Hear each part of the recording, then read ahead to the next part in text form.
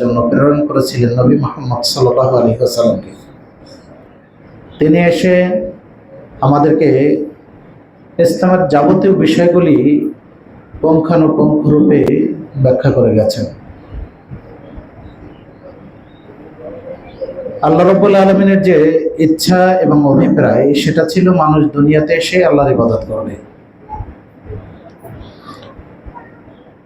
তা আমরা দুনিয়াতে আসার পরে মানুষ হিসেবে আমরা যে কাজগুলি করি সেটা হচ্ছে পার্থিব জীবনের যত কাজ আছে সেটা আমাদের কাছে হচ্ছে মৌলিক, আর ইবাদতটা হচ্ছে আমাদের কাছে গৌণ বিষয়। আমরা সুযোগ পেলে ইবাদত করি, আর যদি সুযোগ না পাই তাহলে ইবাদতের বিষয়টা আমরা ছেড়ে দিই।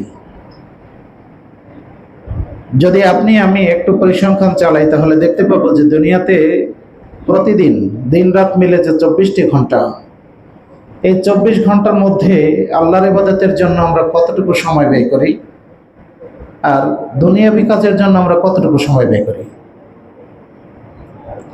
যদি আমরা এটা চিন্তা করি তাহলে আমরা বুঝতে পারবো যে ইবাদতের জন্য আমরা কতটুকু সময় ব্যয় করছি। এই জন্য দেখা যায় যে আমরা যে সমস্ত মানুষ ইবাদত করেন তারাও কিন্তু ইবাদতগুলি যথাযথভাবে করার চেষ্টা করেন না। অলসতা, অবহেলা, অনীহা, এইসব বিভিন্ন কারণগুলির সাথে ইবাদত আমাদের সম্পাদিত হয়। অবহেলা ভরে আমরা ইবাদত করি, কখনো বা অবহেলার কারণে ইবাদতটাকে পরিত্যাগ করি, অথচ এটা হওয়া উচিত নয়। কারণ দুনিয়াতে আমাদের আগমনের একমাত্র উদ্দেশ্য হচ্ছে আল্লাহর ইবাদত করা। তাহলে এটাকে ঠিক রেখে বাকি সব কাজগুলি করা দরকার ছিল। ইবাদত আগে, তারপর অন্য কাজ। কিন্তু বললাম যে আমাদের কাছে ইবাদতের বিষয়টা গৌণ হয়ে গেছে। আমরা মনে করি দুনিয়ার কাজ আগে, তারপর ইবাদত।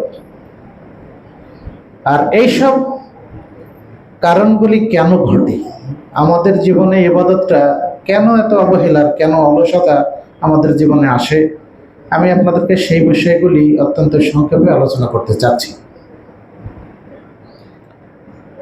প্রথম যে কারণ, মৌলিক কারণ, সেটা হলো এই: আল্লাহ এবং আল্লাহ রাসূলের প্রতি আমাদের ভালোবাসা অত্যন্ত দুর্বল। যদি আল্লাহর প্রতি আমাদের ভালোবাসা বেশি হতো তাহলে ইবাদতে আমাদের অলসতা থাকতো না। ইব্রাহিম ইবনে আদহাম তিনি বলছেন, লাউ আন্নাল ইবাদ আমিলু হুব্বান লিল্লাহ, যদি বান্দা আল্লাহর ভালোবাসায় আমল করত, লাকাল্লা মাতআমুহুম ওয়া মাশরাবুহুম ওয়া মালবাসুহুম ওয়া হিরসুহুম, তাহলে অবশ্যই তাদের পানাহার, তাদের পোশাক পরিচ্ছদ এবং দুনিয়ার প্রতি তাদের লোভ ভালোবাসা, এগুলো অবশ্যই কমে যেত। যদি আল্লাহর প্রতি মহব্বত ভালোবাসায় তারা আমল করতে, ইবাদত করত, তাহলে অবশ্যই এগুলি তাদের কমে যেত। কিন্তু আমরা দেখি যে আল্লাহর প্রতি যতটা না আমাদের মহব্বত ভালোবাসা, তার চেয়ে দুনিয়ার প্রতি আমাদের আসক্তি অত্যধিক বেশি। শাইখুল ইসলাম ইমাম ইবনে তাইমিয়া রাহিমাহুল্লাহ তিনি বলছেন, আল মাহাব্বাতু তাস্তালজিমু লিফি'লিল ওয়াজিবাত, মহব্বত ভালোবাসা এইটা আবশ্যকীয় কর্মকাণ্ড করার প্রতি মানুষকে আবশ্যক করে তোলে, তাকে আগ্রহী করে তোলে। কিন্তু আমরা দেখি যে আল্লাহর প্রতি আমাদের ভালোবাসা খুবই ক্ষীণ, খুব কম, যে কারণে ইবাদত করতে গিয়ে আমাদের অলসতা আসে, দুর্বলতা আসে। ইবাদত করতে গিয়ে কখনো কখনো দেখা যায় অক্ত চলে যাচ্ছে, তারপরে গিয়ে আমরা ইবাদত করছি বা কাজ আদায় করছি। 2 নম্বর বিষয় হলো, আমরা আমাদের পরিবার পরিজন, স্ত্রী সন্তান, এদের প্রতি আমাদের ভালোবাসা মহব্বত অত্যধিক বেশি। ফলে পরিবার পরিজনের ভালোবাসা আমাদেরকে ইবাদতের ক্ষেত্রে অলসতা সৃষ্টি করে দেয়, দুর্বল করে দেয়। আল্লাহ বলছেন, ইয়া আইয়ুহাল্লাযীনা আমানু ইন্না মিন আজওয়াজিকুম ওয়া আওলাদিকুম আদুউল লাকুম হে ঈমানদারগণ, নিশ্চয়ই তোমাদের স্ত্রী পরিজন, তোমাদের সন্তান সন্ততি তোমাদের জন্য শত্রু স্বরূপ। ফাহজারুহুম, সুতরাং তাদের থেকে তোমরা সাবধান থাকো, তাদের থেকে সতর্ক হও। আজকে দেখবেন যে যদি কোনো উৎসব, যদি কোনো অনুষ্ঠান আমাদের সামনে আসে, তখন পরিবার পরিজনের কাছ থেকে আমাদের প্রতি বিভিন্ন ধরনের দাবি দাওয়া এগুলো পেশ করা হয়, তাই না? ঈদ আসছে, অথবা অমুকের বিবাহ আছে, অথবা এই অনুষ্ঠান আছে, সুতরাং এখন নতুন পোশাক, নতুন কাপড়, নতুন গহনা না হলে তো চলবে না। আপনার আমার সামর্থ্য আছে কি নেই সেই দিকে খেয়াল না করে দাবিটা কিন্তু বড় হয়, ফলে একজন মানুষ সে কিন্তু অন্যায় করে বসে। অথচ সালাফে সালেহিনের যারা স্ত্রীরা ছিলেন তারা তাদের স্বামীদেরকে বলতেন, ইন্না নাসবিরু ফিল জুর, নিশ্চয়ই আমরা ক্ষুধা তৃষ্ণা এগুলির কষ্ট সহ্য করতে রাজি আছি, ধৈর্য ধারণ করতে রাজি আছি, কিন্তু আমরা জাহান্নামের আগুন এটা সহ্য করতে পারবো না। সুতরাং তুমি আমাকে যা খাওয়াবে অবশ্যই হালাল ইনকাম থেকে খাওয়াবে, কোনো হারাম ইনকাম তুমি করবে না, প্রয়োজন আমরা না খেয়ে থাকতে রাজি আছি। তাহলে তাদের চিন্তাধারা ছিল একরকম, আর এখন বর্তমানে আমাদের চিন্তাধারা হচ্ছে ভিন্ন রকম। আল্লাহ বলছেন, যুয়্যিনা লিন-নাসি হুব্বুশ শাহাওয়াতি মিনান নিসাই ওয়াল বানিনা ওয়াল কানাতিরিল মুকানতারাতি মিনাজ যাহাবি ওয়াল ফিজ্জা ওয়াল খাইলিল মুসাওওয়ামাতি ওয়াল আনআম যালিকা মাতাউদ দুনিয়া ওয়াল্লাহু ইনদাহু হুসনুল মাআব। মানুষের নিকটে প্রিয় করে দেওয়া হয়েছে স্ত্রীর প্রতি ভালোবাসা, সন্তান সন্ততির প্রতি আকর্ষণ, স্তূপীকৃত স্বর্ণরূপা, চিহ্নিত চতুষ্পদ জন্তু, ওয়াল খাইলিল মুসাওওয়ামা, চিহ্নিত ঘোড়া আগে ছিল, এখন আমাদের কাছে গাড়ি বাড়ি এগুলি। যালিকা মাতাউল হায়াতিদ দুনিয়া, এটা হচ্ছে দুনিয়ার ভোগ্য বস্তু। আল্লাহু ইনদাহু হুসনুল মাআব, আল্লাহর নিকটে হচ্ছে অনেক সুন্দর দামি উপভোগ্য জিনিস রয়েছে। সূরা আলে ইমরান 14 নম্বর আয়াত। আল্লাহ রাব্বুল আলামিন সূরা তাওবার 24 আয়াতে বলছেন, কুল ইন কানা আবাউকুম ওয়া আবনাউকুম ওয়া ইখওয়ানুকুম ওয়া আজওয়াজুকুম ওয়া আশীরাতাকুম ওয়া আমওয়ালিন ইকতারাফতুমুহা ওয়া তিজারাতান তাকশাউনা কাসাদাহা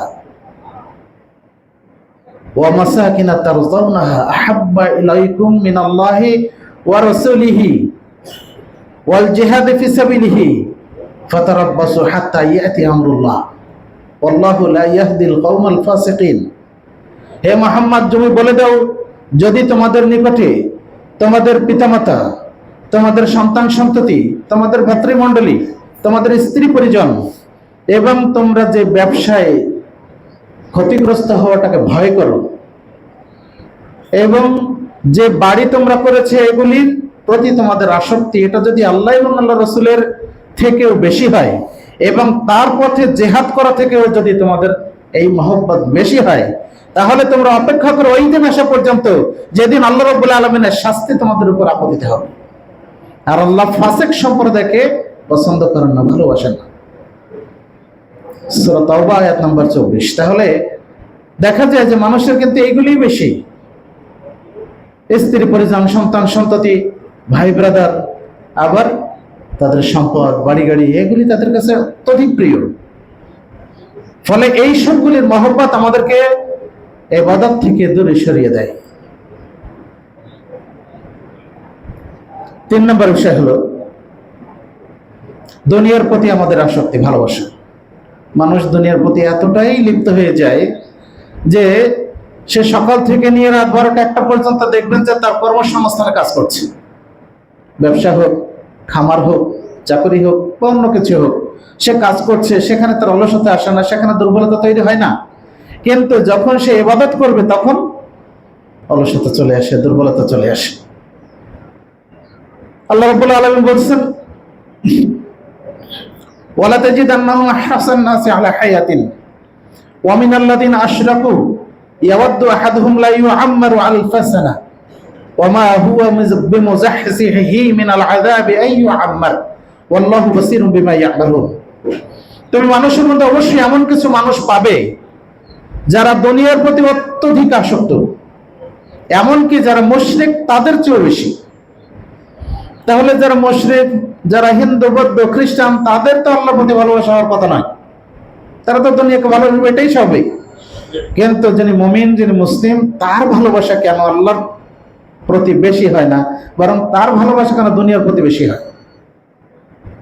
আল্লাহ বলছেন তাদের কেউ কেউ আশা করে আমাদেরকে যদি 1000 বছর জীবন দেওয়া হতো। আল্লাহ রাব্বুল আলামিন বলছেন যদি তাদের এই দীর্ঘ জীবন দেওয়া হয় তবু আল্লাহর আযাব থেকে তাদেরকে দূরে রাখা হবে না। আল্লাহ রাব্বুল আলামিন তোমরা যা করো সে সম্পর্কে তিনি সম্যক অবহিত, তিনি জানেন। সূরা বাকারা 96 নম্বর আয়াত। তাহলে মানুষের এই দুনিয়ার প্রতি আসক্তি, ভালোবাসা, এগুলি মানুষকে ইবাদত থেকে দূরে সরিয়ে দেয়। মানুষকে ইবাদতের ক্ষেত্রে অলসতা তৈরি করে, মানুষের অবহেলা তৈরি হয়, দুনিয়াবী জীবনের প্রতি তার আসক্তি বেশি থাকে।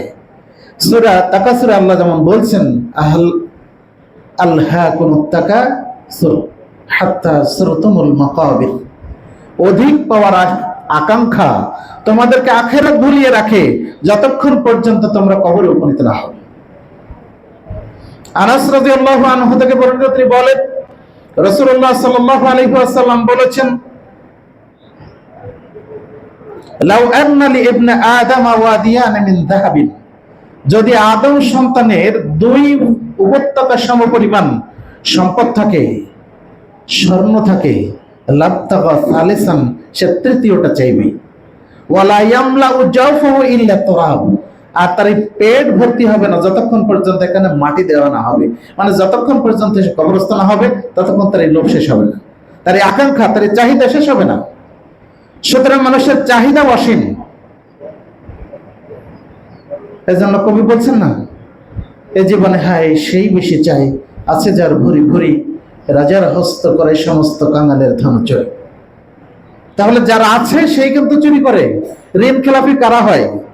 ঋণ খেলাপি কি কৃষক, শ্রমিক, মজুর শ্রেণী মানুষ হয়? না, কখনোই নয়। যারা ছোটখাটো চাকরি করে, যে সারা মাসে 50,000 1 লাখ টাকা ইনকাম করে, সে কি কখনো ঋণ খেলাপি হয়? সে কখনো হয় না। বরং যার মিল ইন্ডাস্ট্রি বহু আছে, শিল্পপতি নামে আমাদের সমাজে যিনি পরিচিত, সেই কিন্তু এই কাজগুলি করে, তাই না? আর ব্যাংক কিন্তু ওনাকে দেবে ঋণ, আমাকে দেবে না, আপনাকে দেবে না। তাহলে দেখুন, ওর চাহিদা অসীম, পৃথিবীতে তার চাহিদা অসীম। যখন মানুষ এই দুনিয়ার প্রতি তার এই আসক্তি বেশি হয়, তখনই কিন্তু ইবাদতে তার ঘাটতি পড়ে যায়। 4 নম্বর, আমাদের ধৈর্য, সহিষ্ণুতা, এগুলা ইবাদতের ক্ষেত্রে, এইগুলি পাপ পরিহারের ক্ষেত্রে অত্যধিক কম। আল্লাহ বলছেন, আহাসিবান নাসু আন ইউতরাকু আন ইয়াকুলু আমান্না ওয়া হুম লা ইফতানুন, মানুষকে ধারণা করে নিয়েছে যে তাদেরকে ছেড়ে দেওয়া হবে শুধু এই কথা বললে যে আমরা ঈমান এনেছি, অথচ তাদেরকে পরীক্ষা করা হবে না। সূরা আনকাবুত আয়াত নম্বর 2। তার মানে মানুষ মনে করেছে আমি তো ঈমান এনেছি, আমি তো মুসলিম, সুতরাং আমি মুসলমান, আল্লাহ তো আমাকে জান্নাত দিবে। তো আল্লাহ বলছেন যে শুধু ঈমান এনেছে এই কথা বললেই কি তাদেরকে ছেড়ে দেওয়া হবে? না, কোশ্চেন কালো নয়। বরং ঈমান আনার পরে আপনার আমার উপরে যেটা ফরজ দায়িত্ব, সেটা হলো ঈমানের পরে সালাত আদায় করা, তারপরে সিয়াম পালন করা, তারপরে যাকাত দেওয়া, তারপরে হজ করা, তারপরে অন্যান্য যে কাজগুলি আছে সেগুলি করা।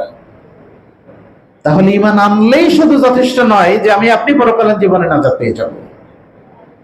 সূরা আলে ইমরান আয়াত নম্বর 142 আল্লাহ বলছেন, আম হাসিবতুম আন তাদখুলুল জান্নাহ ওয়া লাম্মা ইয়ালামিল্লাহু আল্লাযীনা জাহাদু মিনকুম ওয়া ইয়ালামাস সাবিরিন, তোমরা কি ভেবে নিয়েছো যে তোমরা জান্নাতে প্রবেশ করবে, অথচ আল্লাহ রাব্বুল আলামিন জানলেন না যে তোমাদের মধ্যে প্রকৃত ধৈর্যশীলকে এবং তোমাদের মধ্যে মুজাহিদকে।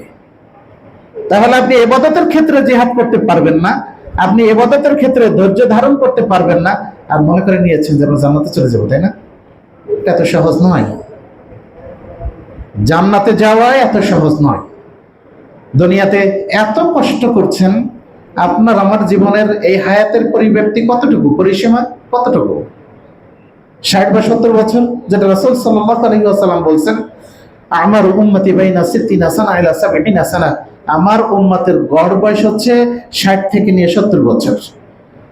আর এই 60 থেকে 70 বছর এটা পরকালীন জীবনের যদি তুলনা করেন তাহলে কতটুকু হবে? আল্লাহ বলছেন সূরা মাআরিজ দেখবেন, সেখানে আল্লাহ বলছেন যে পরকালীন জীবন এর একদিন তোমাদের দুনিয়াবী জীবনের 50,000 বছরের সমান। সুবহানাল্লাহ। তাহলে একদিন সমান হচ্ছে 50,000 বছর পরকালীন জীবনের একদিন যদি হয়। তাহলে ধরে নেন পরকালীন জীবনের একদিন আমাদের এই সময়ের 24 ঘন্টা। 24 ঘন্টাকে যদি আমরা মিনিটে ভাগ করি তাহলে 1440 মিনিট হবে। এই 1440 মিনিট দিয়ে যদি আপনি 50,000 বছরকে ভাগ করেন তাহলে দেখবেন যে আমাদের এই দুনিয়াবী জীবনের এই যে 60 বা 70 বছর পরকালীন জীবনের 2 মিনিট হবে, অনলি 2 মিনিটস। তাহলে 2 মিনিটের জন্য আপনি এত কষ্ট করছেন, অথচ যে জীবন সম্পর্কে আল্লাহ বলছেন এর কোনো শেষ নাই, সেই জীবনে আপনি থাকবেন, জান্নাতে থাকবেন। সেই জান্নাতের জন্য আপনি কতটুকু কাজ করছি এটাকে আপনাকে আমাকে চিন্তা করতে হবে না? সেই জান্নাতের জন্য আমি কতটুকু ধৈর্যশীল, সেই জান্নাত পাওয়ার জন্য আমি কতটুকু চেষ্টা করছি এটা কি আপনাকে আমাকে চিন্তা করতে হবে না? অবশ্যই চিন্তা করতে হবে, আমাকে ভাবতে হবে আমি ইহকালীন জীবনের জন্য কতটা কষ্ট করি আর পরকালীন জীবনে আমি কতটা করি। তাহলে ধৈর্য, সহিষ্ণুতা আপনার আমার বেশি হওয়া দরকার ইবাদতের ক্ষেত্রে। কিন্তু বাস্তবতা হলো এই, ইমাম সাহেব জোহরের সালাত 4 রাকাত আদায় করবেন 8 মিনিটে বা 10 মিনিটে, যদি কখনো 12 মিনিট হয়ে যায় তাহলে মুসল্লি রেগে বেগে ইমাম সাহেবকে কখনো কখনো এই কথাও বলতে পারে যে আপনার তো কোনো ব্যস্ততা নেই, আপনি তো বোঝেন না যে আমাদের কত ব্যস্ততা আছে, তাই না? খুতবার টাইম যদি আধা ঘন্টা হয় তাহলে তো 5 মিনিট বেশি হয়ে